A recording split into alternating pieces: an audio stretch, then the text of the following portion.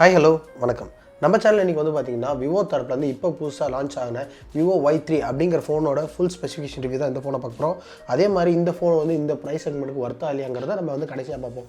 Video பொறுத்தோம்னா நான் உங்கள் பிரவீன், நீங்கள் பார்த்துருக்குறது பிகெடிக் தமிழ். ஸ்கிப் பண்ணாமல் இந்த வீடியோ கடைசி வரைக்கும் பாருங்கள். அப்படியே நம்ம சேனல் சப்ஸ்கிரைப் பண்ணுங்கள். வாங்க நீங்கள் நம்ம வீடியோக்குள்ள போகலாம்.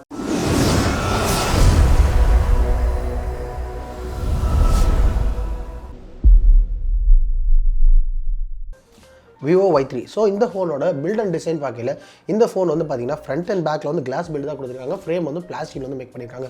ஃபோன் பக்கத்து கொஞ்சம் ப்ரீமியமாக இருந்தாலும் அந்தளவுக்கு ப்ரீமியமாக இருக்குமா அப்படின்னு கேட்டால் இல்லைன்னு தான் சொல்லும். ஏன்னா வந்து இந்த கிளாஸோட கிரேட் என்னன்றது அவங்க வந்து சொல்லலை. அதே மாதிரி இந்த ஃபோனில் பின்னாடி பார்த்தீங்கன்னா கிரேட் அண்ட் லுக் வந்து கொடுத்துருக்காங்க. பார்க்கறதே கொஞ்சம் கூலாக இருக்குது. ஸோ டைமென்ஷனிங்னு பார்க்கும்போது இந்த ஃபோன் வந்து பார்த்தீங்கன்னா 8.9 mm திக்னஸ் இருக்குது. ப்ளஸ் வந்து பார்த்தீங்கன்னா இதோட வெயிட் வந்து 190 கிராம் அப்படிங்கிற வெயிட் வந்து கொடுத்துருக்காங்க.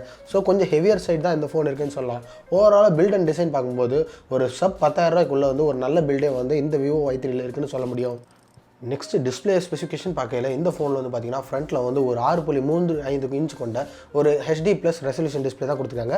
இந்த டிஸ்பிளே வந்து IPS LCD டிஸ்பிளே. ஸோ இது வந்து சூப்பர் AMOLED டிஸ்பிளே கிடையாது. ஸோ கலர்ஸ்லாம் ரொம்ப பஞ்சாக இருக்காது. பட் இந்த ப்ரைஸ் செக்மெண்ட்டை கம்பேர் பண்ணல இது ஓரளவுக்கு ஆவரேஜான ஒரு டிஸ்பிளேனே சொல்ல முடியும். அதே மாதிரி ஸ்க்ரீன் டு பாடி ரேஷன் பார்க்கும்போது 81% ஸ்க்ரீன் டு பாடி ரேஷன் கொடுத்துருக்காங்க. அதே மாதிரி 2018 வந்து அதே ட்ரெண்டான வாட்டர் நாட்ச் வந்து கொடுத்துருக்காங்க. மற்றபடி பார்க்கும்போது டிஸ்பிளே ஓரளவுக்கு ஆவரேஜான ஒரு 10,000 இருக்கிற ஒரு நல்ல டிஸ்பிளே இதுதான் சொல்லணும். பர்ஃபார்மன்ஸ்னு பார்க்கல இங்கே வந்து விவோ U3 வந்து நிறையாவே சொதப்பிருக்காங்க சொல்லணும். ஏன்னா பார்த்தீங்கன்னா இதே ப்ரைஸ் செக்மெண்ட்டுக்கு விவோ U10 வந்து பார்த்தீங்கன்னா ஒரு நல்ல பர்ஃபார்மன்ஸ் உள்ள Snapdragon 665 ப்ராசர் வந்து கொடுத்துருந்தாங்க.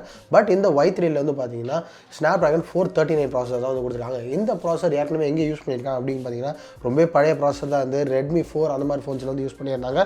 அது அந்த 2017 ட்ரெண்டுக்கு வந்து அது ஓகேவான ஃபோன் தான். பட் இப்போ 2019 அதே சிப்செட் யூஸ் பண்ணுறது அந்தளவுக்கு ஒர்த் இல்லைன்னு தான் சொல்லணும்.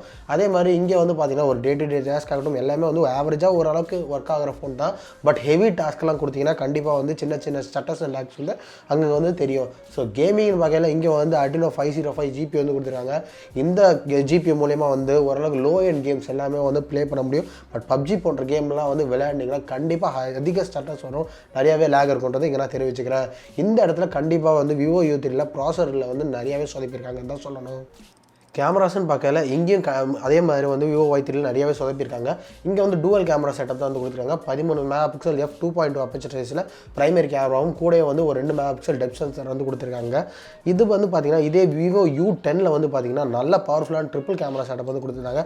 இதோ நல்ல பர்ஃபார்மே பண்ணணுன்னே சொல்ல முடியும். அதே மாதிரி செல்ஃபி சைட் பார்க்கும்போது இங்கே வந்து 8 MP செல்ஃபி ஷூட் வந்து கொடுத்துருக்காங்க. ஓவராலாக பார்க்கும்போது கேமரா சைட்லேயும் வந்து இங்கே வந்து டவுன் கிரேட் பண்ணியிருக்காங்க.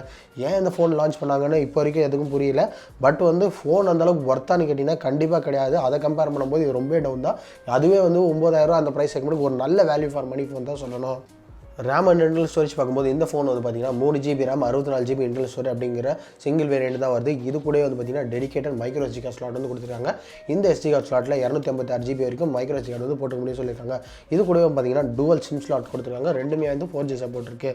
இதை தவிர இந்த ஃபோனோட OS அதுக்கப்புறம் UI எக்ஸ்பீரியன்ஸ் பார்க்கும்போது இந்த phone out of the box வந்து Android 9.5 வந்து வரும்னு சொல்லியிருக்காங்க. அதே மாதிரி பார்த்தீங்கன்னா கஸ்டம் UI FunTouch OS 9.1 வந்து வரும்னு சொல்லியிருக்காங்க. பேட்டரி கெப்பாசிட்டின்னு பார்க்கல இந்த விவோ Y3 வந்து பார்த்தீங்கன்னா 5000 mAh பெரிய பேட்டரி வந்து கொடுத்துருக்காங்க. சார்ஜ் பண்ணுறதுக்கு இங்கே டைப் C போர்ட் கிடையாது. இங்கே வந்து மைக்ரோ USB தான் வந்து கொடுத்துருக்காங்க விவோ U3 போலவே. பட் வந்து பார்த்தீங்கன்னா இந்த ஃபோன் வந்து 10 வாட் ஃபாஸ்ட் சார்ஜிங் சப்போர்ட் தான் வருது. பட் விவோ U3 வந்து 18 வாட் ஃபாஸ்ட் சார்ஜிங் வருது. ஓவராலாக பார்க்கும்போது இந்த 5000 mAh பேட்டரி ஒரு லோ பவர் சிப்செட்டோட கம்பேர் பண்ணையில் வந்து கண்டிப்பாக ஒரு 2 நாளைக்கு சாலிடாக வந்து பேட்டரி லைஃப் வரும். பட் பர்ஃபார்மன்ஸ் வைஸ் எல்லாத்தையும் கம்பேர் பண்ணும்போது இந்த ஃபோன் வந்து விவோ U3 விட ரொம்ப டவுன் கிரேடடாக தான் இருக்குது. கடைசியாக ப்ரைஸிங்னு பார்க்கும்போது இந்த விவோ Y3 ஃபோன் வந்து பார்த்திங்கன்னா இந்திய மதிப்பில் பார்க்கும்போது ஒரு 9,000 ரூபா அந்த ப்ரைஸ் செக்மெண்ட்டில் வருது. இதே 9,000 ரூபாய்க்கு விவோ U3 இருக்குது. அப்படி இல்லாட்டி Redmi Note 7S வாங்கலாம். அது இல்லாமல் நிறைய ஆப்ஷன்ஸ் வந்துருக்கு. ஏன் Samsung M10s கூட ஒரு நல்ல ஆப்ஷன் தான் சொல்லணும் இந்த ப்ராசரை கம்பேர் பண்ணல. ஸோ ஓவராலாக பார்க்கும்போது இந்த ப்ரைஸ் செக்மெண்ட் நிறைய வெரைட்டி இருக்குது. பட் வந்து இந்த ஃபோனில் வந்து வெறும் பேட்டரி லைஃப் மட்டும் தான் ரொம்பவே நல்லாயிருக்கு. ப்ளஸ் டிஸ்பிளே ஓரளவுக்கு நல்லா கொடுத்துருக்காங்க.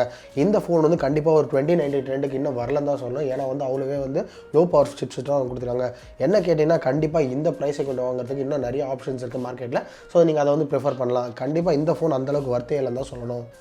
ஸோ அவ்வளோதான் இந்த வீடியோ. இப்போ பார்த்த இந்த விவோ U3 ரிவ்யூ வந்து உங்களுக்கு ரொம்ப பிடிச்சிருக்குன்னு நினைக்கிறேன். ஸோ இந்த வீடியோ வந்து உங்களுக்கு பிடிச்சிருந்தால் லைக் பண்ணுங்கள், ஷேர் பண்ணுங்கள். கீழே கமெண்ட் செக்ஷனில் உங்களுக்கு கருத்துக்களை மறக்காமல் சொல்லுங்கள். மேலும் இதே மாதிரி டெக் அன்பாக்சிங் மற்றும் டெக் ரிவ்யூஸ் தெரிஞ்சுக்கிறதுக்கு பிகெடிக் தமிழ் சேனலை சப்ஸ்கிரைப் பண்ணுங்கள். கூட இருக்க பெல் ஐக்கனை தட்டி விடுங்க. இதே மாதிரி ஒரு வீடியோவில் நான் உங்களை சந்திக்கிறேன். அது வரைக்கும் பாய்.